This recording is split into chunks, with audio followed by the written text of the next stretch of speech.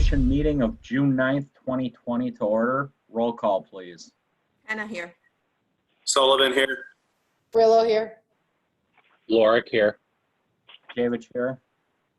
Guzikowski here. Oldani here. Seifert here. Chandler here. Okay. 3 is the approval of the minutes of May 26th. Has everybody had a chance to look them over? Mr. Mayor, before we get started, I'd like to read that meeting guidelines into the record. Oh, please do, Carrie. Sorry about that. I keep forgetting about that. The City of Oak Creek is authorized to hold this public meeting remotely during the COVID-19 public health emergency under the March 16th and March 20th advisories from the Office of Open Government and the Wisconsin Department of Justice. Per the advisories, this meeting being conducted via Zoom video conference with telephone conferencing capabilities was duly noticed per the City of Oak Creek Municipal Code and statutory notice requirements more than 24 hours in advance of the meeting. Members of the public have been advised of the options for participation via direct mailing to property owners within 300 feet of a proposal, via the COVID-19 information page on the city's website, via social media, and via the information contained on the meeting agenda. This meeting may also be viewed at the city's YouTube page, the link for which was contained in all aforementioned notice methods. The meeting recording will also be accessible on the city's YouTube page within 48 hours. Plan commissioners and participants are initially muted upon joining the meeting. Plan commissioners and staff have the ability to mute and unmute their microphones throughout the meeting. Please mute at all times except for roll call, motions, voting, and when recognized by the chair. Roll call and voting will occur per the usual and customary procedure, starting from the Plan Commissioner seating positions south to north in the Common Council chambers. The chair will facilitate questions and comments by calling on each Plan Commissioner or by requesting the use of the raise hand function in the Zoom webinar control panel. Only speak once you have been recognized by the chair or moderator.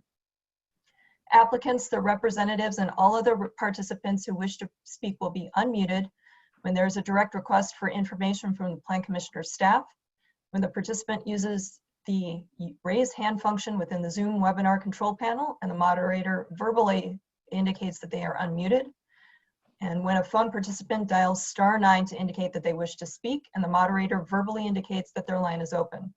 When unmuted, all participants must state their name and address for the record, then proceed with comments or questions.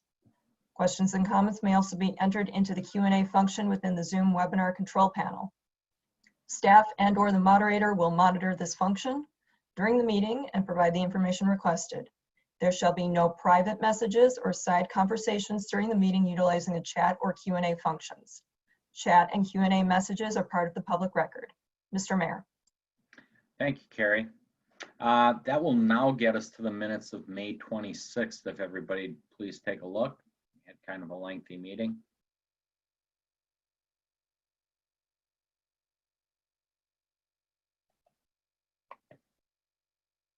When everybody's satisfied, we'll entertain a motion. Lorick will move to approve the minutes of May 26, 2020.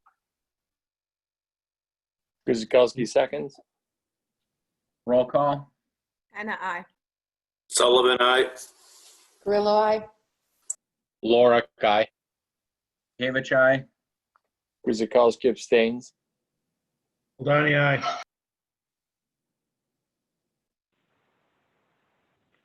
Seifert, aye. Chandler, aye. Okay.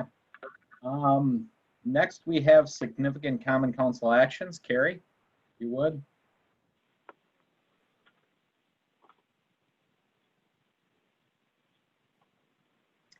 Council approved the following. An ordinance approving a conditional use permit for a freight yard, freight terminal, and transshipment depot facilities in the multi-tenant building on the property at 10650 South Oakview Parkway. Also approved an ordinance amending ordinance number 2973 to correct typographical errors regarding the original zoning district. Mr. Mayor.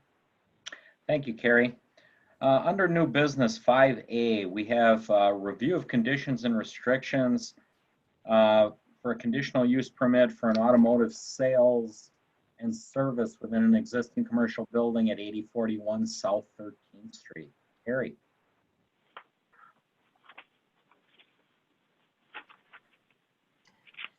Thank you. As the Plan Commission will recall, at the last meeting, there was a conditional use permit that was recommended, and this is going to occupy a portion of the existing building on the property. It will also have interior and exterior display of vehicles for sale. And I want to point out that the comprehensive plan includes a section that says the city should consider development of retrofit standards to ensure appropriate reinvestment in existing industrial and commercial properties as uses transition. This is something that we have been discussing as far as turnover is concerned, as these areas are transitioning to new developments as per the comprehensive plan. So the conditions and restrictions that were provided to the Plan Commission in advance of the meeting incorporate language that include things like landscaping, lighting, and signage requirements to bring the property closer to compliance with the current code standards. So you'll recall that these were the two site maps for the property that were submitted, slightly different orientation showing where the parking is going to be proposed for the different uses. Just a reminder that the parking that is angled on the south side of the property will not be utilized by this particular use. And again, these were the interior floor plans for both the showroom and the parts service desk, and also the service area where they're going to be performing the vehicle customizations. So if the Plan Commission will turn to page 1 of 5 of the conditions and restrictions that were provided. Under section 2C, there is a note about the retrofitting requirements that we just spoke about to better reflect current architectural requirements. If you turn to page 2 of 5, under section 3, we're going to go over this because this is specific to this particular use. These are the site and use restrictions, maintenance and operation requirements for the proposed auto dealership. This says that one automotive sales and service facility for Apex Motorworks in accordance with the conditions and restrictions is allowed on the property, and then other uses as allowed by the B4 district and the conditions and restrictions and all other applicable sections of municipal code are also allowed. Under B, there is the definition from code of what is included in automotive sales and service. It also includes what is excluded, which includes automotive body repair and automotive mechanical repair. Both of those definitions come directly from code, and that's to clarify what is allowed and what is prohibited with this particular conditional use. Under section C, hours of operation, you'll recall that the information submitted by the applicant included hours of operation that would be typical, and then hours of operation outside of those typical hours by appointment. This did have both the sales portion and the service function of the proposal operating almost from 9 a.m. to 9 p.m. Monday through Saturday. In section C, there were some recommendations provided by staff as to what we thought would be more appropriate, given that this is right across the street from an existing residential area. It gives a little bit more consideration to those neighbors. So this is up for discussion by the Plan Commission. Under section D, there shall be no outdoor storage of equipment, junk, unlicensed, or non-inventory vehicles, non-operational, except maybe those that are being serviced at the property. Parts, supplies, or any other materials. Outdoor storage shall be limited to the areas for the display of inventory vehicles for sale in the designated and striped stalls as approved by the Plan Commission, and the temporary parking of vehicles actively being serviced. Those vehicles shall be located in designated and striped stalls as approved by the Plan Commission, and storage of non-inventory vehicles for sale, e.g. those actively being serviced, shall not exceed 15 days on the property. That gives adequate time for those modifications to occur. No storage of flammable or hazardous materials except for those in minimum quantities necessary for the operation of the permitted principal use. That means that there would be no excess storage of any kind of fluids that would be retained, that would be disposed of, just what is necessary for the operation of the proposed use. Under section F, no pole signs, pennant flags, light pole flags, permanent banners, or flashing or blinking signs shall be permitted as part of the development. All proposed signs shall be reviewed and approved by the Plan Commission prior to issuance of permits, and this may include the retrofitting standards impacted by the conditional use to address current signage requirements. Under section G, this requires that all parking areas to be striped and landscaped in accordance with the approved site plans and applicable codes, including the retrofit requirements for the conditional use to address current landscaping requirements. Any change in the use of the occupancy needs to conform to all code requirements, and then the rest with regard to solid waste collection, recycling, and removal of snow is standard. Parking and access under section 4, this states that parking needs to be in compliance with code, and any access changes that would need to occur would have to be coordinated and permitted or approved by Milwaukee County, as 13th Street is a county road. Under section 5 for lighting, all plans for new or replacement outdoor lighting shall be reviewed and approved by the Plan Commission. Under section 6, building and parking setbacks, these are the standard setbacks for the B4 district. The off-street parking, however, does make note that it does need to be 5 feet from the side and rear property lines.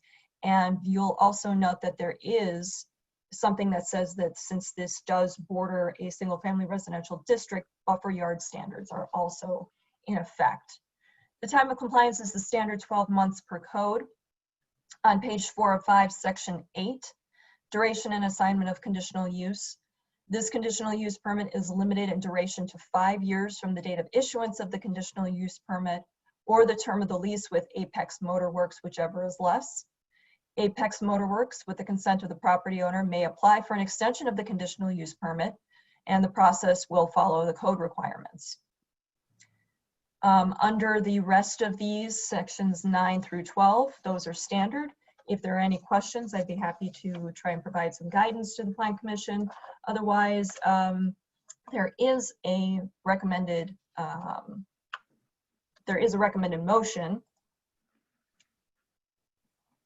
that the Plan Commission recommends that the Common Council adopts the conditions and restrictions as part of the conditional use permit for automotive sales and service within a portion of the existing commercial building on the property at 8041 South 13th Street after a public hearing. Mr. Mayor. Thank you, Carrie. Kevin, is there anybody wishing to speak before we go to the commission? We do have the general manager, Ben, from Apex Motors. He is able to speak if you guys have questions for him. If he'd like to say a few words or just wait for questions, but you can give him the floor and see where he wants to Ben, go. you're free to go. Thank you so much. This is Ben Hamdy. I'm the general manager of Apex Motorworks.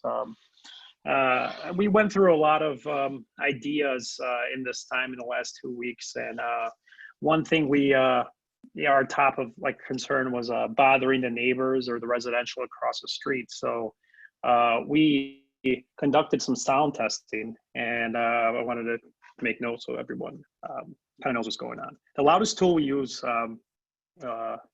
for our business, our type of business for modification, is an impact wrench. It's 96 decibels.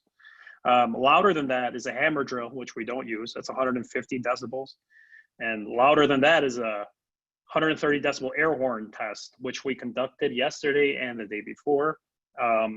With the garage door closed, even up to 10 feet away from the garage door, you can barely hear the loudest impact we'll use. With the garage door closed at the end of our driveway before 13th Street, we did an air horn test, and that also was barely heard. Now, any of our tools that we tested with was not heard at all, from the middle of our parking lot, let alone to the end of our parking lot and, to the houses and across the street of South 13th. Keep in mind, average vacuum cleaner or average radio is 75 decibels, and traffic driving past on 13th Street at that mile per hour is from 80 to 89 decibels. So for buffering or anything to sound or to bother the neighbors, there will be none. And we'd love to, honestly, if anybody would like to see this or any of the neighbors or the aldermen or anything, we could also demonstrate this where, up to where 13th Street is, we could be hammering away with impact wrenches and everything that we would probably use, and they would all not be used at the same time, and there is no sound.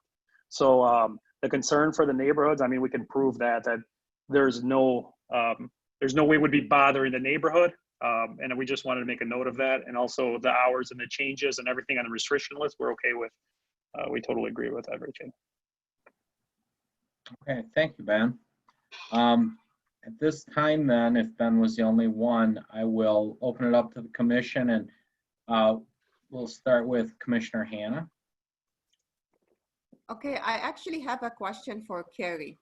So I see here on the screen that there's gonna be a public information meeting prior to going to the common council, right? Yes. No, there is no meeting other than this one before it goes to a public hearing before council. So the public hearing is how you're gonna share it with adjacent neighbors, what's happening at that location, and they can give feedback, or what is exactly the definition here? Sure. So neighbors within, or property owners, I should say, within 300 feet of this particular address were given notice for both the prior meeting, so the May 26th meeting, this meeting, and they will also be given notice for the public hearing once it is scheduled. And were they giving the information that we see, like regarding the type of business going in there, the signage, the parking, and the hours of operation, so they are able to give feedback on that, or no? The notice included basic information as well as how to obtain additional information. The plans were put up on Zoning Hub, which was included in the notice for people to access. Okay. Our department personally did not receive any comments. I cannot speak for whether or not the alderman received any comments, but they would have the opportunity to provide those final comments at a public hearing before the common council. Okay, awesome, thank you. That's all what I had. Okay, thank you, Christina. Matt? I have nothing. Dawn? Nothing. Alderman Lorik? Thank you, Mayor. I would just like to add to that as the alderman for that district. I've yet to hear anything outside of what I heard from prior to the first meeting. So I will obviously keep my ears open prior to the next public hearing to see if any more concerns are brought up. My one question right now is for the hours of operation that are listed in the conditions and restrictions, is that inclusive of by appointment hours? So for example, Monday through Friday, 9 to 8, they can't have an appointment at 10 p.m. Is that correct? That's what the intention for these would be. Yes, all operations would be conducted within those particular hours, including by appointment only. Yes. Okay. And then I guess a question for Apex real quick. Is your plan within these hours to be open 9 to 8, or are you going to be open, for example, 9 to 6 and then only hold appointments from 6 to 8 on weekdays? Do you have actual open hours for these, or are you planning the entire time to be open? Okay, so we are planning now to be open from 9 to 6 for the modification portion, and 9 to 6:30 for the sales. And as far as we can push it back for the 8 p.m. or for anything by appointment, we're holding that for, let's just say we have a customer from out of state, Minnesota or Illinois, they need to make it after work or something to come check something out or drop something off. That was only by appointment that we're going to reserve that for. But we don't have any plans, to stay open later than that. And even on the previous hour, that 9 p.m., and that was late. That was just if someone's coming from out of town or a car's being dropped off or something like that. Later hours, it wouldn't be, but 6:30 would close the sales portion. 6 p.m. we're going to close the modification portion. Okay, thank you. And Carrie, is that something that we can put in the conditions and restrictions, or are you okay with just putting 9 to 8 versus 9 to 6 or 6:30 and then 6 to 8 by appointment? I think that muddies the waters a little bit too much Okay. by trying to separate them out. This gives them the most flexibility so that they can actually determine whether or not they need to stay open that late or if they want to do by appointment only. It's totally up to them. It also keeps them from having to come back to the Plan Commission and ask for that to be modified should they change their hours of operation within these parameters. So I would just leave it as is. Okay. And has there been any discussion with the applicant about retrofitting any landscaping? Will they be having to add anything? We've not had a direct conversation yet as part of these conditions and restrictions that we provided for the Plan Commission's consideration. We do have those retrofitting standards within there. That's to bring that property more in line with what current code requires, and that's what is called for in the comprehensive plan as these uses are transitioning. It also provides some deference to, again, the residential neighborhood that is right across the street. We also do need to keep in mind that we have a noise ordinance. So while we do appreciate the fact that they conducted their own noise study, we do have that noise ordinance that is going to be in effect that needs to be followed at all times. It doesn't need to be in the conditions and restrictions because it is a code requirement in 2 different sections of code. So anything outside of, I think it's 7 or 8 o'clock for usual and customary noises within a neighborhood, that would have to cease until I think it's 7 o'clock in the morning. And the usual and customary noise level at the property line is 56 dB. So that's just something to keep in mind as you're considering the work that's going to be done within the building itself. If for any reason that roll-up door has to be up during operations, that dB level has to be no larger than 56 or no greater than 56 at the property line. Just a little bit of clarification of what the code requires. But to your point, Alderman Lorik, yes, those retrofitting standards are part of this as a discussion item to bring this more in line with what code requires now. Okay, thank you. Yeah, I totally agree with the retrofitting. And that's pretty much all the questions I have at this time. Thank you, Greg. Dawn, did I float over you? I'm sorry if I missed you. Nope, you got me. Did I? Yep. Long day. Alderman Guzekowski? I had no questions. Everything seems to fall in line, and you guys had already do a lot of homework on this prior to today. So thanks for all the heavy lifting. Okay. Commissioner O'Danny? No questions. Commissioner Seipert? Yeah, I have a question. Is all the repairs and activities going to be inside the building and not outside? Yes, all the repairs will be, their modifications will be conducted inside the building. And Commissioner Seipert, this is Carrie. That would also be a requirement that all of the repairs and the service be conducted inside the building. There would be no repairs or anything allowed in the parking lot itself. Obviously, if somebody has a flat tire and they need to change it outside for whatever reason, that's not something that we're going to be regulating, but the actual services provided would have to be within the building itself. Thank you. Is that it, Fred? That's it. Okay. Commissioner Chandler? I do have a question for the applicant. For section 5 with lighting, so are there plans to add lighting to the property? I know when we spoke of this a couple weeks ago, the discussion was there is no lighting on the property. There is no plans to add additional lighting. There is lights where the sign is that was there. There's a light by our entrance, and also there's a light by on top of our garage door. Those are the current lights that are there, and we don't see any need to add any more current lighting at this time. Okay. And then in regards to the modifications, a quick question for Carrie. Am I understanding this correctly for section 3B that automotive mechanical repairs or modifications are prohibited? What is going to be allowed per this conditional use would be under the automotive sales and service, so that definition from code.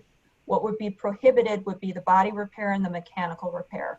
And we've heard from the applicant in the last meeting where this was discussed that neither of those two options would be included in the services provided for the modifications that would occur on these custom cars. So this is something that's just clarifying what is allowed and what is not allowed. Thank you, Carrie. And just another question for the applicant. So once again, there won't be any painting of these vehicles? No, there will not be any painting of any vehicles on site. We use a body shop in Illinois for any like custom paint work or anything that we've used for the last 15 years. And there will be nothing, anything painted inside of our place. We can't even paint there if we wanted to. The building's not set up for it, but we have no intentions at all to do any painting or, frame or body work or anything like that. Thank you. That's it for me, Mayor. Okay, thank you. I do got a couple questions. I guess I'll just start with Assistant Chief Havey. Does fire have any concerns on any of the conditions restrictions? Will building upgrades needed to sprinkle since it's automotive? Any input from you guys, or are they pretty well ready to go? At this point, we haven't received any plans for any modifications.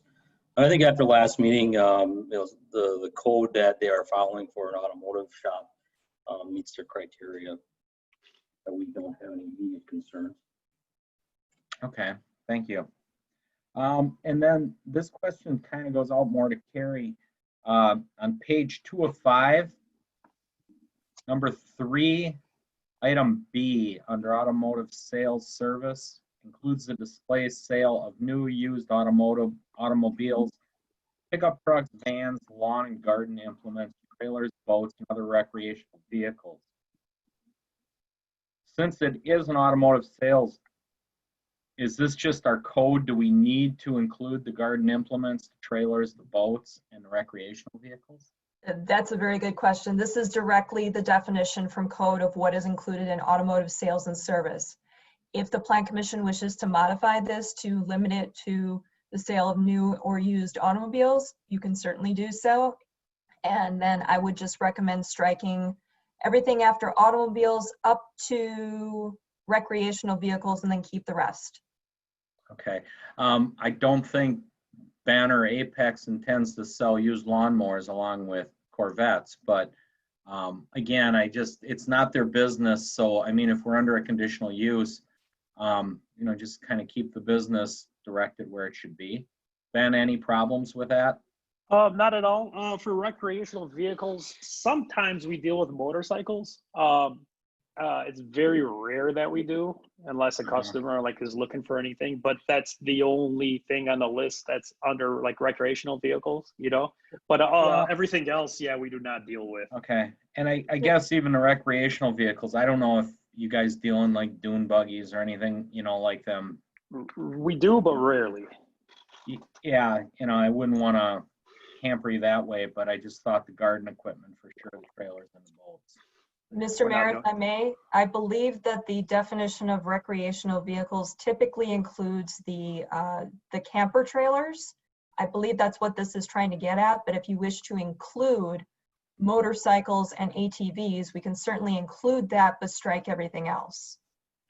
I would say, based on what he says, occasionally maybe he gets an antique motorcycle in there, maybe. I'm more open-minded that way, but commissioners weigh in on that one. I don't want to muddy the waters here either, but I don't want to hamper them either. Well, I guess I do because I'm restricting. This is Christine Hanna. I agree Yes. actually with you, Mr. Mayor, because I think it will be very clear and what exactly is being done at that facility. Okay. So, Mr. Mayor, to incorporate your comment, Section 3B would be modified to state automotive sales and service includes the display and sale of new or used automobiles and motorcycles, and including any warranty repair work and any other repair service conducted as an accessory use. Okay. Got it. Does it matter if we take out pickup truck? Are they selling any custom pickup trucks? Well, I would think it falls under automotive. Maybe they'd have like some Model T pickup truck or a 1950s version pickup truck. And I don't know, maybe that's not their business. Ben, I guess you're better to answer this. We do deal with some pickup trucks. Like, again, it's rare, but we do have some customers that want some pickup trucks. And, under the modification side, some people like, truck accessories or truck wheels. If a customer is requesting it, we'll sure give it to them. So the pickup trucks, non-commercial, like nothing like that's needed like for towing or anything. We don't do that stuff. But if someone wants a custom pickup truck, I mean, we would offer that. We would like to offer the services for it. Okay, so here would be the revised section. Automotive sales and service includes the display and sale of new or used automobiles, motorcycles, and non-commercial pickup trucks, and including any warranty or repair work, et cetera, et cetera. Commercial pickup trucks. Okay. For the record, I was fine for the wording that we just had before making the changes. I think they're pretty honest, business, and they're telling us they occasionally, have to do, one thing or another. So I think we're kind of inhibiting them if you're going to really make it under the letter of the law from doing what they need to do. That's just my 2 cents. I would leave it as it is. Okay. Thanks for the input. And then lastly, it's more of a comment than a question. I just want to draw the commissioner's attention. Carrie brought up that our staff went with a comprehensive plan, and it's very important that we try to follow the comprehensive plan, because we laid it out as we get properties like this that are transitioning and repurposing, to try to find that and keep the integrity of the neighborhood and the whole thing. So I really want to compliment staff for incorporating that plan, and really sticking to Oak Creek's overall plan, whether it's on 13th Street or on 32. The same plan applies, and I think it's really important to point that out. We've been very successful development-wise, sticking to that long-term plan. So just wanted to bring that up. And again, it helps in situations like this, as this building is repurposing itself from one use to another, particularly with the zoning. So other than that, I don't have anything, unless commissioners, I'll give you the last word if anybody has anything.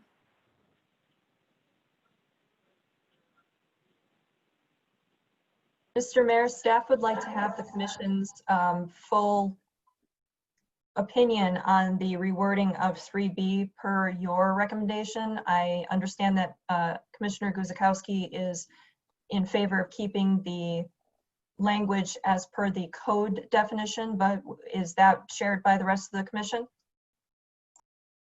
Commissioners, I'll let you guys and ladies go first. Christina, your thoughts?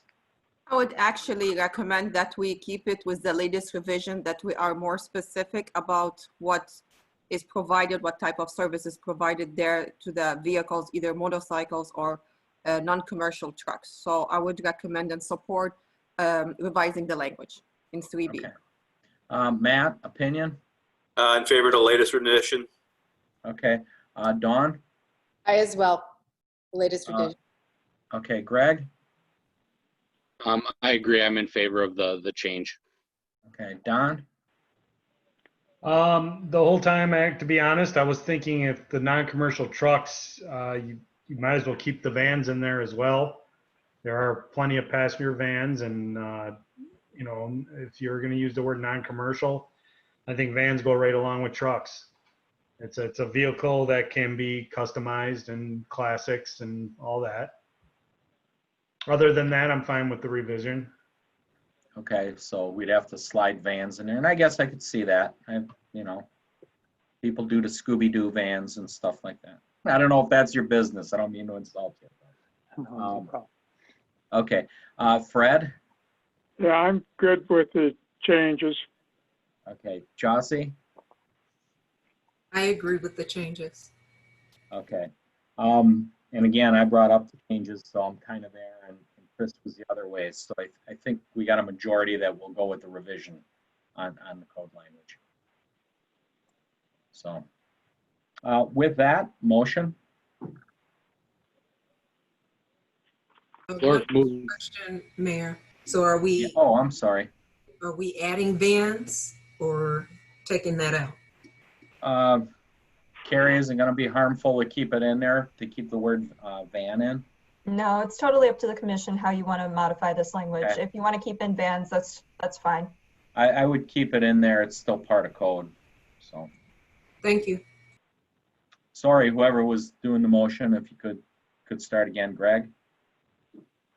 Lork moves that the Plan Commission recommend that the Common Council adopt the conditions and restrictions as part of the conditional use permit for automotive sales and service within a portion of the existing commercial building on the property at 8041 South 13th Street after a public hearing. Guzekowski, second. Seifert seconds. Okay, I think Chris beat you to it, Fred. Okay, roll call. Hannah, I. Sullivan, aye. Grillo, aye. Lorick, aye. Kavich, aye. Guzekowski, aye. Donnie, aye. Seifert, aye. Chandler, I. Okay, great. Okay, Ben, good luck. Continue to work with staff, and they'll advise you on comprehensive plan and making that building fit as best as possible. Do you have a target opening date? We would, we're pushing for somewhere end of June, mid-July. It all depends on, you know, when we can get our, you know, business license, basically.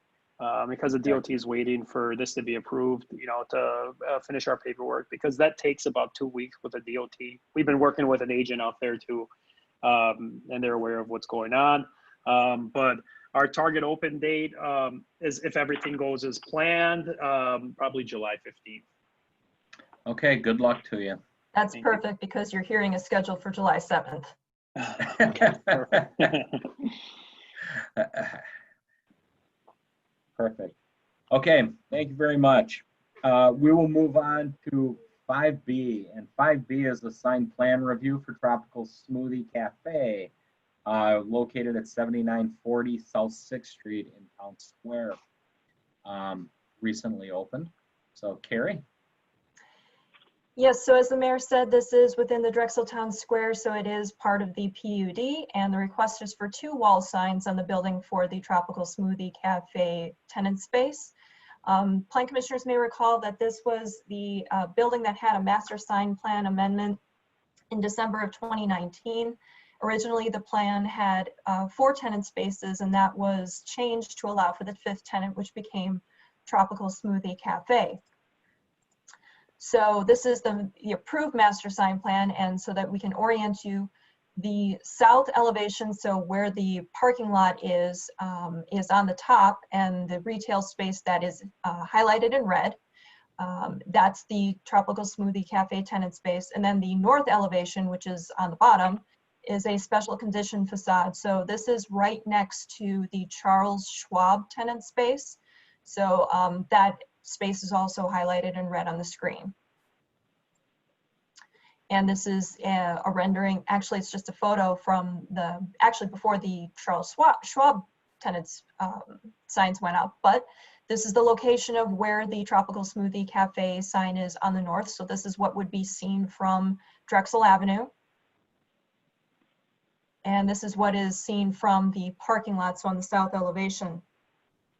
Now, the approved master sign plan allowed for the for each tenant to have 1 sign per entry facade and 1 sign for every special condition facade. So again, the north and south.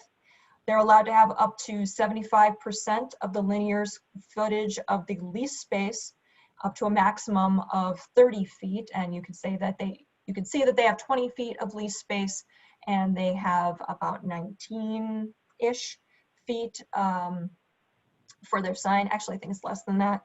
And then they are also allowed by the master sign plan to have a maximum of 15% of the retail floor height up to a maximum sign height of 2 feet 6 inches. So basically what they are proposing and what's installed in the building right now complies with those master sign plan requirements, also complies with the DTS allowances.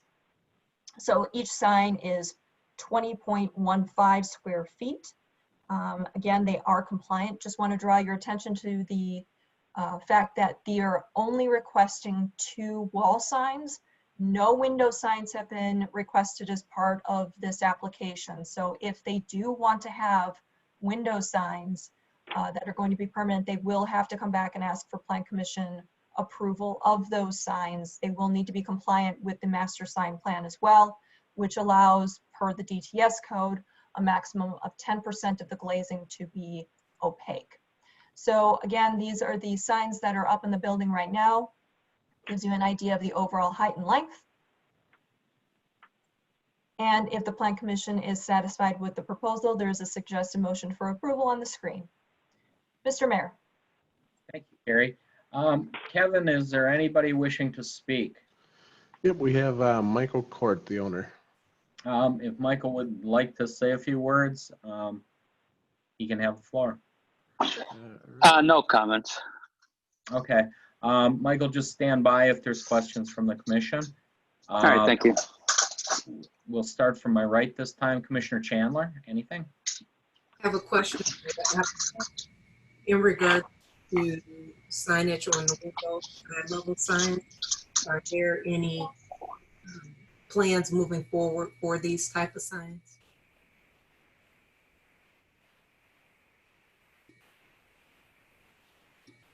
Commissioner Chandler, this is Carrie. Your comment actually got a little bit muffled. Would you mind repeating that? Why don't you make number? But then make buckle. Surely. So the question is for the applicant. Are you planning to have any eye-level signs on the windows?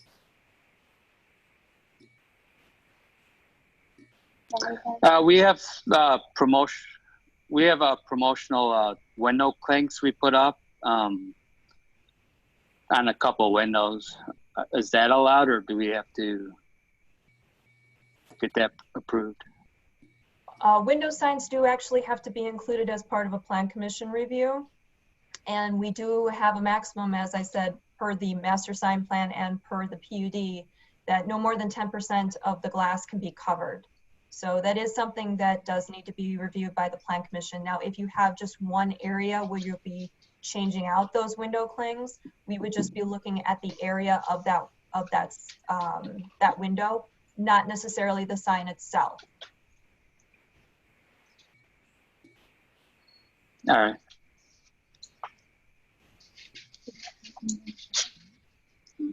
Now, how would I apply for that? Do I redo an application, or? Yes, it's the same application and the same review as what we were doing tonight. All right, sounds good. Thanks. That was my question. Thank you. Okay, thank you, Chauncey. Fred?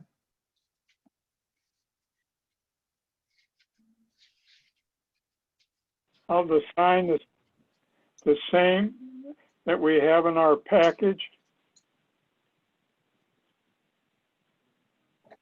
I believe so. Yes, the signs that were included in the package are the signs that are on the building currently. Okay. Thank you. Okay. Don? No questions. Chris?